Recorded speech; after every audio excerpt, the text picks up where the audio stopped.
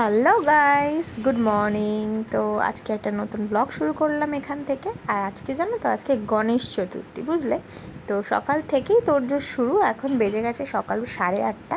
আমি বরের সঙ্গে যাচ্ছি বাজারে। তো কালকে রাত থেকেই প্রিপারেশান চলছে, আর আগের দিনই আমি ঠাকুর কিনে রেখেছিলাম। তো তোমাদের সঙ্গে সবটাই শেয়ার করবো। তোমরা ব্লগের সঙ্গে থাকো, দেখতে থাকো। আমি তো এখন বাজার যাচ্ছি, তো আমি চলো বাজার যাই, আর তোমরা আগের দিনের কিছু মুহূর্ত দেখে নাও, যেগুলো আমি তুলে রেখেছি তোমাদের সঙ্গে শেয়ার করলাম, দেখতে থাকো। এটা হলো গণেশ পুজোর আগের দিন দুপুরবেলা। এই 2:30 নাগাদ আমি আর বর খাওয়া দাওয়া না করেই স্নান ধান সেরে বেরিয়ে পড়েছি গণেশ বাবাকে আনতে। প্রত্যেক বছর যাই সন্ধ্যাবেলা, এবছরই যাচ্ছি দুপুরবেলা। আর আমরা চলে এসেছি গণেশ কিনতে দক্ষিণদ্বারি, উল্টোরাঙা দক্ষিণদ্বারি। এখানে ভীষণ কমের মধ্যে বেশ সুন্দর সুন্দর হাতের কাজের গণেশ পাওয়া যায়। তো চলো, দেখতেই পাচ্ছ এসে গেছি, আর এখানে আমি পছন্দ করছি। তো চলো দেখি কোনটা নেওয়া যায়। তোমরা জানো কি না জানি না, তবে আমার মা বলে কোনো ঠাকুরের মূর্তি কেনার আগে ধরে কিন্তু দেখতে নেই, যা পছন্দ করবে দূর থেকে পছন্দ করো। তো আমি সেই মতনই পছন্দ করছি। আর আমাদের বাড়িতে না ডান দিকে গণেশের মানে সুরটা ডান দিকে, সেটাই প্রথম থেকে পুজো হয়। তো আমাদের গণেশ খুঁজে কিন্তু অনেকটাই সময় চলে যায়। তো আলটিমেটলি আমরা একটা চয়েস করে নিয়েছি। এই যে এটা দেখছো, এইটা না, ঠিক এইটারই একটু অন্য ডিফারেন্ট। তো এটা আমি পরে দেখাচ্ছি, এখনই দেখে নিলে কিন্তু সাসপেন্স থাকবে না। তো এই যে গণেশ নিয়ে চলে এসেছি বাড়িতে।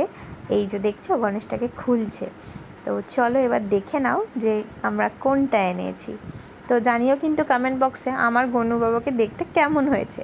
তো চলো দেখো, এখন সোনা বলছে যে বৌদিমণি আমি খুলবো, তো সেখানে তো আমি কিছু বলতে পারি না। তো চলো দেখে নাও। এই যে দেখতে পাচ্ছ কত সুন্দর হয়েছে না? তোমরা কিন্তু জানিও কেমন হয়েছে। আর তোমরা প্রথমে ওখানে দেখেছিলে হয়তো যে আমি সাজিয়েছিলাম। তো আমার সাজানোটা না পুরো খুলে পড়ে গেছে, আমি একদমই পটু নই এসব কাজে।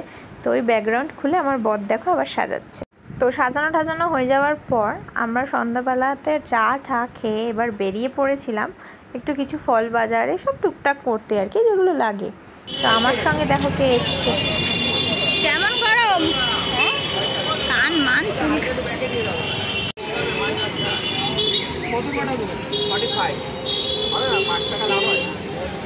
কেন হয় না? দেখতেই পেলে আমি বাজার গেছিলাম। বাজার থেকে এসে স্নান টান করে, ঘরটার পরিষ্কার করে স্নান টান করে তো মোদক বানাতে বসেছিলাম।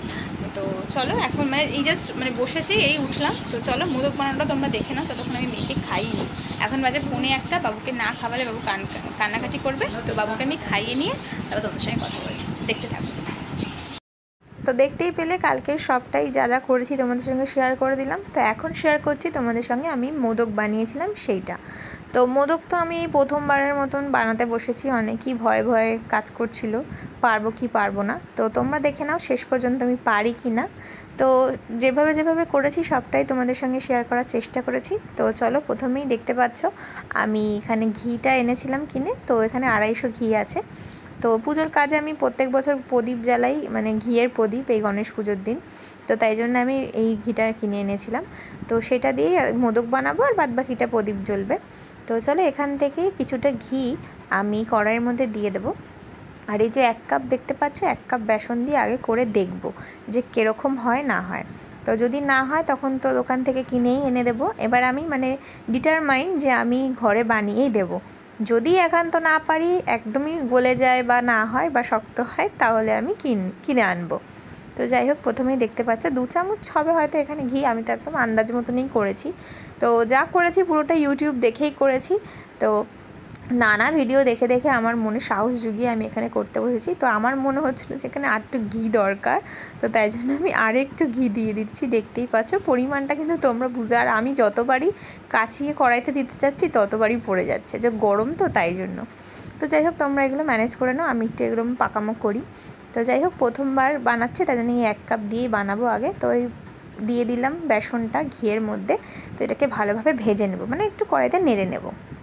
তো কালারটা যাতে না বদলায় সেরকমভাবে ভাজতে হবে। তো চলো এটা করতে থাকি। এটা করা হয়ে গেলে এর মধ্যে দিয়ে দেবো দুধ। এদিকে আবার মাকে বলেছি যে কিছুটা দুধের মধ্যে তুমি কেশরটা ভেজাও, তাহলে কি বলো তো, কেশরটা ভেজানো দুধটা দিলে কি হবে, খুব সুন্দর রং আসবে, একটা ফ্লেভারও আসবে, বুঝলে তো। তো সবাইকে দেখছিলাম দিচ্ছে, তাই জন্য আমিও বাদ যাই কেন, আমিও ঠিক সেইভাবেই রুলস ফলো করে করার চেষ্টা করছি। আর এটা কিন্তু কাঁচা দুধ, তো যেই কাপটা মেপে আমি বেসন দিয়েছিলাম ঠিক ওই কাপেরই 1.5 কাপ মতন মেপে আমি দুধ দিয়েছি। তো দুধ দিয়ে এখন এটা নাড়াচাড়া করছি। তো এইটা এরকম নাড়তে নাড়তে এর মধ্যে দিয়ে দিতে হবে মাপ মতন চিনি।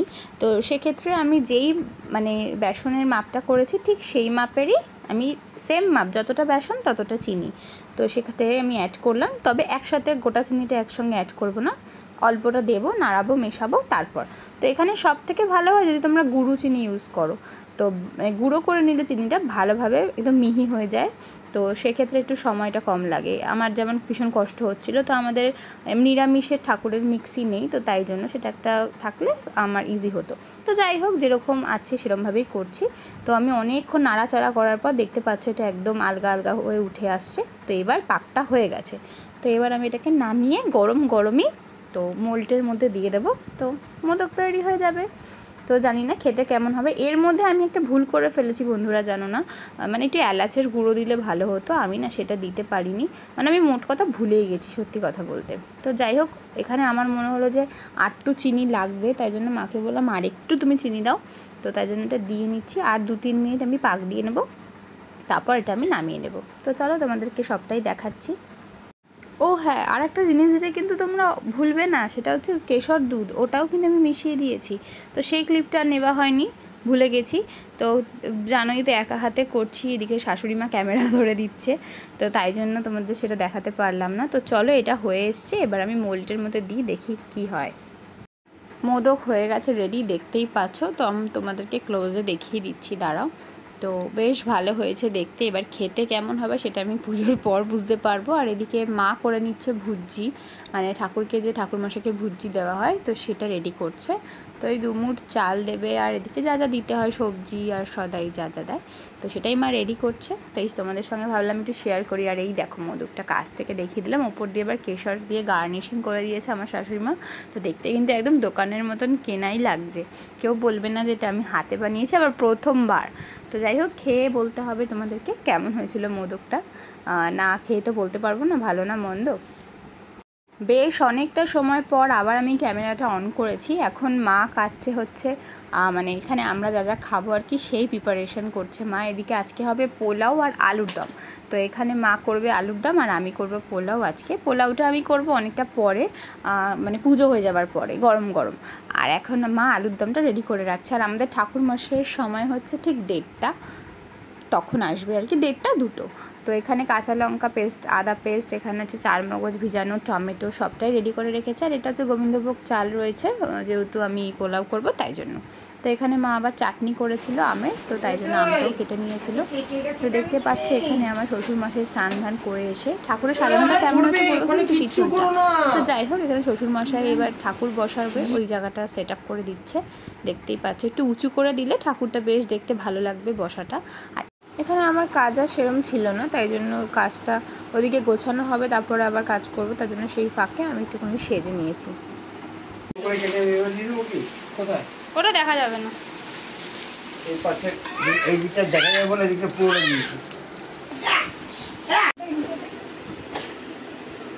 ঘিয়ের প্রদীপটা জ্বালাতে হবে।